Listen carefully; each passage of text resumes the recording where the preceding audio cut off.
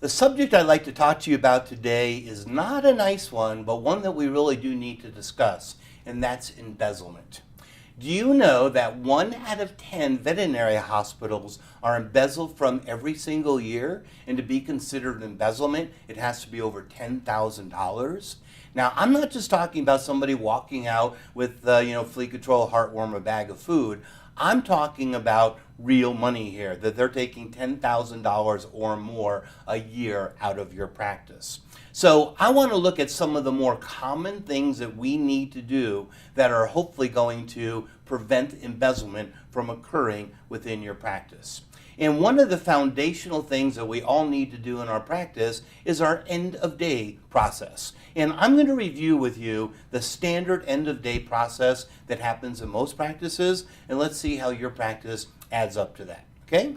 So first thing we need to do is establish a cash box within your reception area. And normally we're going to have a fixed amount of money in there. So let's call it $100. And at the end of the day, your receptionist should count that cash box back to $100 to the penny. I don't want random change in here, literally to the penny, and they're going to take all the other money out of that.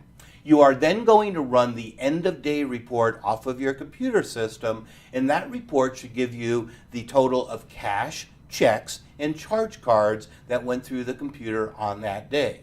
The cash that came out of the cash box should equal the amount stated on the end of day report. The total of the check should equal, again, what's on the end of day report. And you want to print the credit card transaction journal off of the credit card machine, and that will give you the total of MasterCard, Visa, American Express, and those should equal the end of day report as well.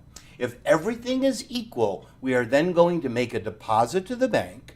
The bank receipt comes back to the practice, and the bank receipt, along with the credit card transaction journal, should be physically stapled to the end of day report and put on the owner's desk. The owner should review all those numbers, make sure everything is correct, initial it, and then it could be filed away.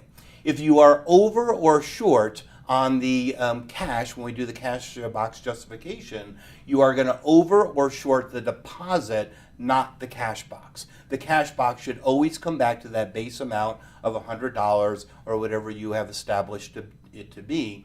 And in your accounting system, you will keep track of the overages and shortages. However, there shouldn't be a lot of those. Even in very, very large practices, we definitely balance to the penny every single day. Now, that report that I created is called an audit report. And if you're ever to get audited by the IRS, which I hope it will never be the case, that's going to be really good. They're going to see that. They're going to be very happy and probably smile and walk away. But you need to be doing that report every single day, even if you do $1 of services that day or if you do $10,000. The other reports that are really important for you to print out of your software program are going to be the itemized audit trail and the fee exception report.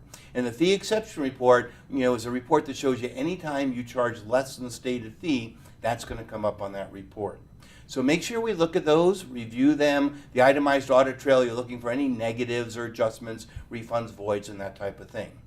We talk a lot about this at our financial boot camp. And we do those all over the United States. 2 days that we focus specifically on financial matters that affect every aspect of your practice. So if you'd like to learn a little bit more about that or other financial areas of your hospital, I hope you'll attend our boot camp. But for now, make sure we're doing our end of day process correctly, and we have check, double check, and a lot of people involved in that as well.